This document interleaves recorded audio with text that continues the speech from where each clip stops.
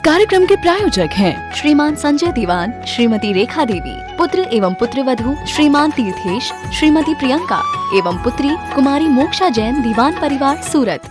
दौलत राम जी द्वारा लिखित यह है छह ढाला नामक ग्रंथ है और इसमें हमने यहाँ वैराग्य उत्पादक 12 भावनाओं की चर्चा को प्रारंभ किया है। पांचवी ढाल के आधार पर 12 भावनाएं वैराग्य उत्पन्न करने वाली है, समता और शांति का संचार करने वाली है। इस जीव के चित्त में कैसे सहजता रह सकती है, कैसे शांति आ सकती है, कैसे सरलता रह सकती है, समता भाव किस तरह से वृद्धिंगत हो सकता है, उसका यदि कोई मार्ग है, यदि कोई विधि है तो वह है 12 भावनाओं का चिंतन। जितनी प्रॉब्लम दुनिया भर में दिखाई देती है, सच्चाई यह है कि दुनिया में रंच मात्र भी प्रॉब्लम नहीं है, दुनिया में कहीं भी कमी नहीं है। यदि कभी कहीं कमी है तो हमारी सोच में कमी है, हमारे ज्ञान में कमी है, हमारे चिंतन में कमी है। तो जहाँ प्रॉब्लम है सुधार भी वहीं करना पड़ेगा। प्रॉब्लम यदि यहाँ है तो सुधार वहाँ नहीं, सुधार भी यहीं करना पड़ेगा। और जैन दर्शन का ये 12 भावनाओं का चिंतन हमें सुधार करना सिखाता है अपनी सोच में। सोच बदलेगी, सब कुछ बदला हुआ नजर आएगा।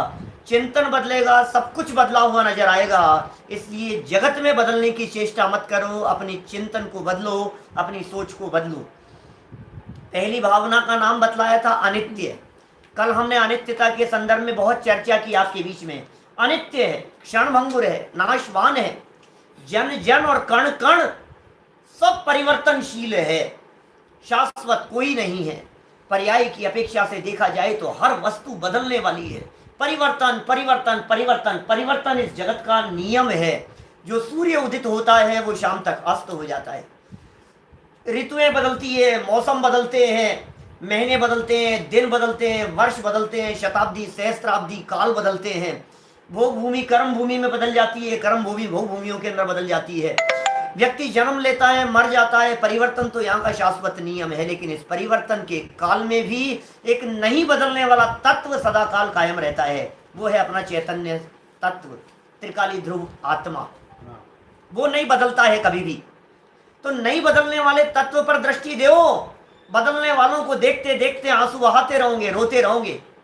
और बदलते हुए तत्व को देख करके भी शांति की बात हमने कही थी। दुखों का रोना बंद करो क्योंकि ये दुख शाश्वत नहीं है। परेशानियों का रोना बंद करो क्योंकि ये परेशानियां परमानेंट रहने वाली नहीं है। कितनी बातें की हमने आपसे, किसके संदर्भ में? अनित्यता के संदर्भ में। नहीं रहेंगे, नहीं बचेंगे, मरना सबको एक दिन, चले जाएंगे, चल बसेंगे। ओहो, जब अनित्यता की बात इसको समझाई तो समझ में आई बात तो सच्ची है। जिसका जन्म होता है वो मरता है, बात तो बराबर है पंडित जी, ये बिल्कुल सही कह रहे हो आप। जिसका जन्म होता है वो मरता है, जिसका जन्म होता है वो मरता है, ये बात बिल्कुल बराबर समझ में आती है। लेकिन एक नई बात ये साथ में जोड़ देता है, बचा लूंगा। कोशिश तो करनी चाहिए, जब तक जान है हम बचा लेंगे। मैं हूं ना, ऐसा दम्भ भरता है क्या? अपनी वाइफ से कहता है मैं हूं ना। माँ बाप अपने बच्चों से कहते हैं बेटा चिंता मत कर, हम हैं ना। बुजुर्ग माँ बाप से बच्चे कहते हैं बाबूजी चिंता मत करो, पिताजी चिंता मत करो, हम हैं, हम हैं। एक दोस्त दूसरे दोस्त से कहता है हम हैं, हम हैं। यहाँ ये कह रहे हैं भाई साहब, जगत का जैसा स्वरूप अनित्य था वैसा ही इस जगत का स्वरूप अशरणवी है। नंबर 1 अनित्यता की चर्चा की थी। नंबर 2 पर अशरणता की चर्चा कर रहे हैं। देखो मरना तो है ही सबको। समझ में आ गई बात कि हाँ समझ में आ गई? आज तक कोई भी अमर नहीं दिखाई दिया। अनित्यता की बात समझ में आ गई। अब ये कह रहे हैं कि मैं बचा लूंगा, डॉक्टरों की शरण ले लूंगा, वकीलों की शरण ले लूंगा, मंत्र तंत्र की शरण ले लूंगा। तो कहते हैं भाई ये सारा जगत अशरण है, किसी के बचाने से किसी को बचाया भी नहीं जा सकता है। एड़ी से चोटी तक का जोर लगा लो, स्वरूप में ही अशरण पना है। वस्तु का स्वरूप ही अशरण है। अशरण है माने किसी दूसरे के सहारे से वस्तु का स्वरूप चलता नहीं है। बड़ी गजब की भावना है ये, बड़ा गजब का चिंतन प्रस्तुत किया है। हम यहाँ से चौथा छंद पढ़ते हैं 5वीं ढाल का, जो चर्चा यहाँ कर रहे हैं दौलत राम जी, चले बोले, याद करना, बहुत मार्मिक लाइनें हैं, राहत प्रदान करेगी, शांति देगी लाइनें आपको। सूर्य असुर खगादीप जेते, मृग जो हरि काल दलेते, मणि मंत्र तंत्र बहु होई, मरते न बचावे कोई। क्या कह दिया है भाई साहब, मरते न बचावे कोई। अरे मरण समय जब आ जाता है, मौत जब आ जाती है, तो कह रहे हैं कौन बचाए, क्या इस मरते हुए जीव को कौन बचाएगा, कौन बचाने में समर्थ हो सकता है। मरते न बचावे, कोई नहीं बचा सकता है मरते हुए जीव को, न कोई। कौन कौन, कितनों के नाम ले लिए, अरे नहीं नहीं, सूर्य असुर, सुर देवता, असुर राक्षस नहीं, सुर माने होता है वैमानिक देव, वे होते हैं सुर, और असुर माने होता है जो सुर नहीं है वो सब असुर, माने जो वैमानिक देव नहीं है, ऐसे भवनवासी, व्यंतर और ज्योतिष्क, ये तीनों कहलाते हैं असुर। तो सुर और असुर माने चारों प्रकार के देव। इतना ही नहीं, खगाधिप जेते, और जितने भी, क्या करो बोलो, सुर असुर खगाधिप जेते, जितने भी हैं, जेते जितने भी हैं, लाइन लगा करके इकट्ठा कर लो उनको। खगाधिप कह करके कहना चाह रहे हैं ख ग, ख माने होता है आकाश और ग माने होता है गमन करना। तो खग शब्द का अर्थ होता है आकाश में गमन करना। क्या समझ में आ रही है बात? आकाश में गमन करने वाले कहलाते हैं खग। पक्षियों का पर्यायवाची है, वैसे खग पक्षियों का पर्यायवाची है, लेकिन यहाँ खग शब्द का प्रयोग किया गया है आकाश मार्ग में गमन करने वाले विद्याधरों के अर्थ में। चारों प्रकार के देव ले लिए, भवनवासी, व्यंतर, ज्योतिष, वैमानिक, जगत के सारे देवी देवता, सब देवी देवता जगत के सारे मिलकर के भी तुझे बचाने में समर्थ नहीं हो पाएंगे। किसी देवता की शरण ले ले, किसी परमात्मा की शरण ले ले, किसी भगवान की शरण ले ले, हे भगवान मुझे बचा लो, ये देवता मुझे बचा लेंगे। कौन बचाए? वो देवता खुदा शरण है। जब वे देव खुद मौत की चपेट से बच नहीं पाते हैं, जब उन देवों की खुद की आयु पूरी हो जाती है, वे तुम्हारी आयु को बढ़ाने में समर्थ कैसे हो सकते हैं? वे किस प्रकार बचाएंगे?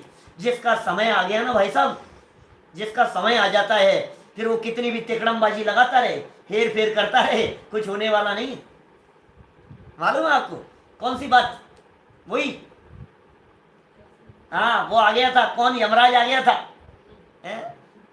मैं सुनाता रहता हूँ बहुत बार, जहाँ जहाँ इस तरह के प्रसंग बनते हैं, यमराज आ गया बचाने के लिए, बचाने के लिए नहीं, उठाने के लिए।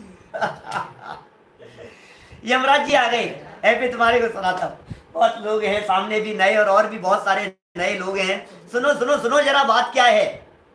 बाहर से बैल बजी टिन टिन, और अंदर से आकर के एक जवान लड़के ने दरवाजा खोला। दरवाजा खोलते ही बाहर खड़े हुए, चल भाई चल। कौन हो तुम यार? तुम हो कौन और कहाँ ले चलने के लिए आए हो? कि ज्यादा बकवास मत कर, यमराज हूं, लेने के लिए आया हूं, तेरा नंबर आ गया है, ये देख लिस्ट, तेरा नंबर आ गया है, इसलिए तुझे साथ में चलना है, चलना ही पड़ेगा तेरे को साथ में। अब साहब ये तो कैसी बात कर रहा है यार, कैसा यमराज? देखो ऐसा यमराज कोई होता नहीं है अपने यहाँ जैन परंपरा में, इस तरह का कोई यमराज नहीं है, काल्पनिक बात है, न्यूज़पेपर की बात जैसी समझ लो आप। तो साहब ऐसा वो बात आ गई सामने, चलो अब ये भी थोड़ा सा सोचा यार क्या करूँ, यमराज थोड़ा सा घबराया, थोड़ा सा फिर बोला कि साहब बहुत लंबी लिस्ट दिखाई देती है आपकी। हाँ लिस्ट दिख रही है, देख रहा तेरा नाम, थोड़ा सा कुछ तो रिक्वेस्ट, कुछ तो मोहलत, कोई चांस नहीं है, चल फटाफट बहुत काम है। कि साहब चाय पी करके चलें कि आपके लिए भी बना दूँ?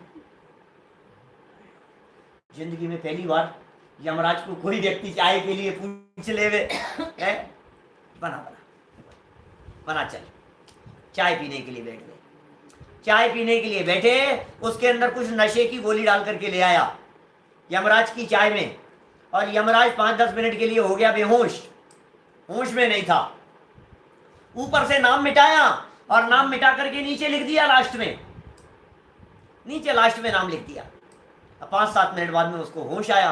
अरे यार, बहुत दिल खुश हो गया, सच में तो मैंने अपनी इतनी लंबी जिंदगी में किसी के साथ में नहीं देखी, कहीं नहीं देखी मैंने, इतनी अच्छी चाय पिलाई तूने। चल एक काम करता हूं, तुझे छोड़ता हूं। इसने क्या कर दिया था, ऊपर से नाम मिटा के नीचे लिख दिया था, लिस्ट नीचे से शुरू हो गई। भाई साहब, तुम्हारी ये चालबाजियां काम नहीं आएगी। जब मौत आ जाएगी तो कितने भी प्रयास किए, अरे आसमान से उतर करके आ जाएं, तुझे बचाने वाले उतर करके आ जाएं, लेकिन जीवन पूरा हो जाएगा तो बचाने में समर्थ नहीं हो पाएगी। जम जस जम्मी देसे जेण निहारेण जम्मी कालम्मी णादम जनेण नियदम जम्मम वायम वरम्वा तम तस्स तम्मी देसे तेण विहारेण तम्मी कालम्मी को सक्कदि वारे तुम इंदो वातः जिनिंदो वा एवं जो निच्छेदो जानदि दव्वाणि सो पज्जाए सो सद्दिट्ठी सुद्धो जो संकदि सोहु कुद्दिट्ठी। समझ में आ रही है बात? बहुत सरल प्राकृत भाषा है। कार्तिकेय स्वामी लिख रहे हैं कार्तिकेय अनुप्रेक्षा में, इंद्र हो चाहे जिनेंद्र हो, जन्म और मरण को टालने में कोई समर्थ नहीं, कौन बचा लेवे। और मैं जब इन गाथाओं का अर्थ करता हूं तो एक और यमराज को सामने ले आता हूं, दूसरे यमराज। हमारे सारे विद्यार्थी जो सुन रहे होंगे, मेरे से क्रमबद्ध पढ़ी होगी जिन्होंने, सबको पता होगी, सबने सुनी है कहानी। एक कबूतर सुबह का समय और एक पेड़ के ऊपर बैठा हुआ था, उदास बैठा हुआ था, चेहरा लटका हुआ था। नारद जी उधर से निकले और नारद जी ने उस कबूतर से पूछा, क्या बात है बेटा, सुबह का समय है, तेरे सगे संबंधी, तेरे यार दोस्त, तेरे साथी सभी लोग आसमान में उड़ गए हैं दाना पानी की तलाश में, और तू चुपचाप बैठा है यहाँ, क्या बात है? तबीयत तो ठीक है, बुखार उखार है? नहीं, कुछ नहीं, कोई तो बात है बेटा, ऐसा होता नहीं है। सुबह का समय और कबूतर पेड़ के ऊपर चुपचाप बैठा रहे, दाना पानी के लिए उड़े नहीं, सारे साथी चले गए हो, कुछ तो बात है, समझ में नहीं आ रही है, तू बता बात क्या है? बस थोड़ी सी घबराहट है। ये क्या घबराहट है, मुझे बता ना। यदि अभी 5-7 मिनट पहले की बात होगी, यमराज निकले थे यहाँ से, और मेरी तरफ देख करके उनके चेहरे पर कुछ अलग तरह की मुस्कुराहट थी। मैं तो बहुत डर लग रहा है मुझे तो। अब यमराज और घबराहट नहीं हो, चिंता मत कर, चिंता मत कर। नारद जी ने कहा, तू चिंता मत कर, मैं तुझे ले चलता हूं। और नारद जी ने उसे साथ में लिया कबूतर को, और हजारों मील दूर हिमालय की गुफाओं में सुरक्षित पहुंचा दिया, सेकंडों में, एक चुटकियों में पहुंचा दिया। अब पहुंचाने के बाद में वो पहुंचे यमराज के पास सीधे। नारद जी सेकंडों में पहुंच गए, आकाश मार्ग से उड़ते थे। अरे यमराज, क्या बात है? अभी कोई 7-8 मिनट पहले की बात होगी, वो कबूतर को देख करके तुम क्यों मुस्कुरा रहे थे? बेचारों को ऐसे डराया मत करो, जगत के लोगों को घबरा जाते हैं लोग, डरते हैं। तो यमराज ने जवाब दिया, नारद जी क्या बताऊं आपको, मैं इसलिए उसकी तरफ देख करके मुस्कुरा रहा था कि ये जो कबूतर है, इसको लेने के लिए 10 मिनट बाद मुझे हिमालय की गुफाओं में जाना है, ये वहां कैसे पहुंचेगा? इसकी मौत तो वहां होनी है। नारद जी ने कहा, अरे मैं तो वहीं पहुंचा के आ रहा हूं। जिसकी मौत जिस जगह पर होनी हो, वो व्यक्ति वहां पहुंच जाता है। कौन बचाए और किसको बचाए? भाई साहब, ट्रेन एक्सीडेंट होना होता है, एक व्यक्ति पिछले स्टेशन पर नीचे पानी पीने के लिए उतरता है और ट्रेन चल देती है, ट्रेन छूट जाती है। दूसरा व्यक्ति जिसकी दुर्घटना होनी होती है, वो गलत ट्रेन में सवार हो जाता है, आगे चल करके दुर्घटना में मर जाता है। क्या करो बतलाओ? जिसकी मौत आ गई है, जिसका समय आ गया है, जिसका काल पूरा हो गया है, जिसकी आयु कर्म पूरा हो गया है, उसे कोई नहीं बचा पाएगा, बचा नहीं पाएगा। आप कह रहे हो डॉक्टर साहब बचा नहीं पाए, अरे पंडित जी क्या, मेरे को बहुत लोग मिलते हैं ऐसे, जब कभी किसी के यहाँ बैठने के लिए जाते हैं, किसी के मिलने के लिए जाते हैं, किसी के यहाँ कोई जवान मौत हो जाती है, ऐसे हाथ पकड़ करके कंधे पर सर रख करके रोते हैं, पंडित जी क्या बताएं, बचा नहीं पाए, पंडित जी कुछ काम नहीं आया, पंडित जी सब खत्म हो गया, संजीव भैया क्या बताएं आपको, ऐसा हो गया वैसा हो गया, बस सब खत्म हो गया, बहुत प्रयास किए हमने, बहुत कोशिश कर ली। क्या बताएं भाई साहब, स्वरूप ही ऐसा ही है, आप बचा नहीं पाएंगे। अनित्यता स्वरूप थी, अशरणपना भी स्वरूप है। यहाँ कितने लोगों के नाम ले रहे हैं, जरा कल्पना तो करो, और कैसी परिस्थिति का चित्रण कर रहे हैं दौलत राम जी। एक बार आप उसको गंभीरता से विचार करो। जब तक मेरा समय नहीं आया है, तब तक सारे मेरे रक्षक दिखाई देते हैं, और जब मेरा समय पूरा हो गया है तो बड़े से बड़े लोग भी, रक्षा करने वाले भी भक्षक हो जाते हैं। बोलो, इंदिरा गांधी को गोलियों से उड़ा दिया गया।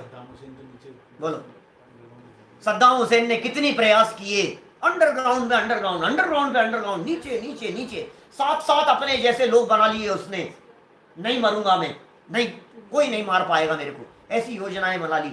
चले जा तू तहखाने में, चले जा, 7 तलघर नीचे चले जा, जहां बम विस्फोट कोई असर नहीं कर सके, ऐसी जगह पर चले जा। लेकिन फिर भी ये काल रूपी लुटेरा ये तेरी जिंदगी को लूट लेगा, बचा नहीं पाएगा। अशरण है सूर्य। छंद देखो क्या लिखा है, 4 नंबर छंद है। सूर्य असुर खगादीप जेते, मृग जो हरि काल दलेते। मृग जो हरि हिरण और उसके काल जबड़े के नीचे आकर के पकड़ लिया गया हो।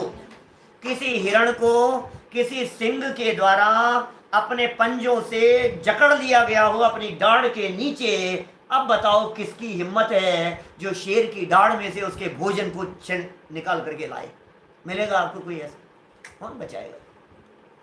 मृग ज्यों हरि काल दलेते, और जेते शब्द कह करके कह दिया बुला लाना जितने भी हो तेरे। ऐसे धमकी देता है ना कोई व्यक्ति, मानो ये काल हमारे को धमकी दे रहा हो, ये हमारे को चैलेंज कर रहा हो, बुला लेना, आयु कर्म बोल रहा है तुमसे, बुला लेना, तुम्हारा समय इतना और बचा है, 5 मिनट के अंदर तुम्हारी आयु पूरी होने वाली है, कर लो जिसका स्मरण करना है, बुला लो जिसको बुलाना है तुम्हारे को। कौन बचने और बचाने में समर्थ हो सकता है? कोई नहीं होगा। दूसरी लाइन में और गजब कर दिया, मणि मंत्र तंत्र बहु होई, मरते न बचावे कोई। मणियां है, मंत्र है, तंत्र है, जाप है, कौन से काव्य के तो मरी गए थे। डॉक्टर कभी कभी इस तरह की बातें कहता है, अरे भाई साहब सही समय पर ले आए, 5 मिनट यदि आप और देर कर देते तो फिर नहीं बच पाते, बहुत सही समय पर ले आए। रोड एक्सीडेंट होता है, हमें इन्होंने बचा लिया भाई साहब, ये नहीं होते तो मर जाते हम। व्यवहार में कुछ भी कहो। दादा की बहुत सुंदर लाइन है हमारे भावना की, जिंदगी एक पल कभी कोई बढ़ा नहीं पाएगा, रस रसायन सुत सुभट कोई बचा नहीं पाएगा। क्या कहा? वापस सुनो, धीरे धीरे सुनो, मतलब कान के लगा करके सुनो, उपयोग की एकाग्रता पूर्वक सुनो क्या कह रहे हैं। जिंदगी एक पल कभी कोई बचा नहीं पाएगा, रस रसायन सुत सुभट कोई बचा नहीं पाएगा। सत्यार्थ है बस बात यह, कुछ भी कहो व्यवहार में, जीवन मरण अशरण शरण कोई नहीं संसार में, कोई नहीं संसार। एक काम करो, आपके अम्मा जी की तबीयत ज्यादा खराब है ना, मां मृत्युंजय का सच्ची है, सारे दिगंबर संत झूठ बोल रहे हैं, सारे विद्वानों ने शास्त्रों के अंदर बातें लिखी सब झूठी हो गई, इससे बच जाएगा उससे बच जाएगा। कुछ भी कहो तुम व्यवहार में, तुम्हारे को कुछ भी कहना हो, हमें कोई ऐतराज नहीं है, लेकिन सच्चाई को स्वीकार करो, सच्चाई को स्वीकार करो। आप बोलो, वो है ना, क्या नाम था उनका, श्री कृष्ण की पोजीशन। मंगत राज्य लिखते हैं 12 भावना में, मंगत राज्य की बहुत प्रसिद्ध 12 भावना है, 2 लाइनें मार्मिक है बहुत। चक्र रत्न हलधर सा भाई काम नहीं आया, एक तीर के लगत कृष्ण की विनश गई काया। तो समझ में आया क्या? चक्र रत्न हलधर सा भाई, चक्र रत्न है, 3 खंड के अधिपति हैं, हलधर है, खुद नारायण है, भाई बलदेव है बचाने वाले। काम नहीं आया लेकिन कुछ भी, अंत समय जब जीवन पूरा हुआ, पानी पिलाने वाला कोई नहीं था भाई साहब, पानी पिलाने वाला कोई नहीं था। आप सोच सकते हो, आप कल्पना कर सकते हो, आप सोच सकते हैं नारायण की पावर कितनी हो सकती है, आप सोच सकते हैं बलदेव की ताकत कितनी होती है। जब नेमिनाथ भगवान के समूह शरण में इस बात की घोषणा हुई कि 12 वर्ष पश्चात द्वारिका नगरी जल जाएगी, और जब द्वारिका नगरी जलेगी तो कृष्ण और बलदेव इन दो के अलावा तीसरा कोई व्यक्ति नहीं बचेगा। सुनो, माँ बाप को बचाने के बहुत प्रयास किए श्री कृष्ण और बलदेव, माँ बाप को बचाने के लिए। दुनिया मर रही है, कोई बात नहीं, क्या करें, माँ बाप को तो बचा ले। वे रथ जोत दिए, हाथी जोत दिए गए, और 10-10 हजार हाथियों जितना बल जो होता है खुद जुट गए उसमें रथ को खींचने के लिए, माँ बाप को निकालने के लिए। लेकिन रथ टूट गया और माँ बाप दोनों के दोनों वहीं ढेर हो गए। नहीं बच पाए तो नहीं बच पाए। कौन बचाए, किसको बचाए? बचा लो, आप बचा लो, कर लो, कोशिश कर लो, बचा लो। नहीं बचा पाएंगे। ये कह रहे हैं मंत्र तंत्र काम नहीं आते हैं, मणियां काम नहीं आती हैं, रत्न काम नहीं आते हैं। जाप करो साहब, अखंड जाप कर रहे हैं, अखंड जाप कर रहे हैं, पाठ कर रहे हैं, मंत्र बोल रहे हैं, मंत्र बोल रहे हैं, खूब पाठ चल रहे हैं, और फिर क्या होता है? नहीं, उन्होंने बताया था, उन्होंने बतलाया था ये मंत्र। अब उन्होंने मंत्र बतलाया था, देखना इससे काम हो जाएगा। और फिर सुनो, मंत्र का जाप करते रहे और फिर ये मर गए। फिर भी इनकी आंखें नहीं खुलती है, फिर भी इनकी आंखें नहीं खुलती है। फिर अगले बच्चे के समय पर फिर वही। मैं आपको सच्ची घटना बतलाऊं, अपने यहाँ पंडित हुए बनारसी दास जी, नाटक समयसार जिन्होंने लिखा है, 400 वर्ष पहले हुए हैं। ये वो बनारसी दास जी हैं जो बनारसी दास जी अकबर के, बादशाह अकबर के 9 रत्नों में से एक थे, बादशाह अकबर के। और सम्राट अकबर बादशाह के साथ में बैठ करके चेस खेला करते थे, शतरंज खेलते थे। उन बनारसी दास जी की बात कर रहा हूं। बहुत जबरदस्त जैन विद्वान थे वे बनारसी दास, और उन्होंने हिंदी साहित्य में सबसे पहले आत्मकथा लिखी है। अपने हाथों से अपने जीवन की एक एक घटना का उल्लेख किया है, भली और बुरी सब प्रकार की उनके जीवन की घटनाएं हैं। 9 बच्चे हुए उनके, 9 बच्चे, 9 के 9 मर गए। एक के बाद एक संतान मरती चले गई, एक के बाद एक संतान मरती चले गई। बोलो आप। और पहली संतान मरी, चेचक से मरी, और लोगों ने कहा जाकर के शीतला के जल चढ़ाओ, बच जाएगा बच्चा, नहीं बचा। दूसरी हुई, नहीं बचा। तीसरी हुई, फिर कहा लोगों ने अब भी मान जाओ, नहीं बचा। इतनी दृढ़ता होती है भाई साहब, अपने आयु कर्म से जिंदा रहेगा, कौन बचाएगा बतलाओ मेरे को। इतनी दृढ़ता है आप में, हमारे में, इस आचरणपन की, इस भावना की। सैकड़ों विद्वानों ने आचरण भावनाएं लिखी है, खोल खोल करके देखो जरा। जिसकी जच में जचे उसकी खोल करके देख लो, जिसकी जचे। भूधरदास जी की प्रसिद्ध है ना सारे समाज में, पूरे दिगंबर जैन समाज में भूधरदास जी की बारे भावना उठा करके देखो, उनकी 2 पंक्तियां, और मिलाओ जरा दौलत राम जी की 2 पंक्तियों से, मिलाओ जरा कुंदकुंदाचार्य की गाथाओं से, जो बंद अधिकार के अंदर उन्होंने गाथाएं ली है। हर व्यक्ति अपने आयु कर्म से जिंदा रहता है, हर व्यक्ति अपने आयु कर्म से मरता है। निज आयु क्षय से मरण हो, ये बात जिनवर ने कही, तुम बचा कैसे सकोगे जब आयु दे सकते नहीं।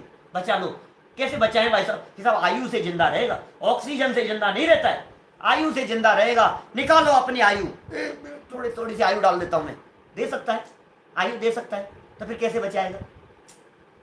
सुनो, भूधरदास जी को पेश करता हूं आपके सामने, सबको याद है, जन जन को याद है, जैन समाज को याद है सबको। दल बल देवी देवता, मात पिता परिवार, और मरती जीव को कोई न राखने हार। बोलो, दल बल देवी देवता, सब आ गई वही बातें। दल माने क्या होता है? दल माने होता है सेना, और बल माने होता है पावर। दल और बल, बहुत लंबी चौड़ी सेना का बल जिनके पास में हो, और देवी देवताओं का आशीर्वाद जिनके ऊपर हो, और माता पिता और परिवार जिनके साथ में जुड़ा हुआ हो बचाने के लिए। दल बल देवी देवता मात पिता परिवार, और फिर क्या कह रहे हैं? मरती बिरिया जीव को कोई ना। इस कार्यक्रम के प्रायोजक हैं श्रीमान संजय दीवान, श्रीमती रेखा देवी, पुत्र एवं पुत्रवधू श्रीमान तीर्थेश, श्रीमती प्रियंका एवं पुत्री कुमारी मोक्षा जैन, दीवान परिवार, सूरत।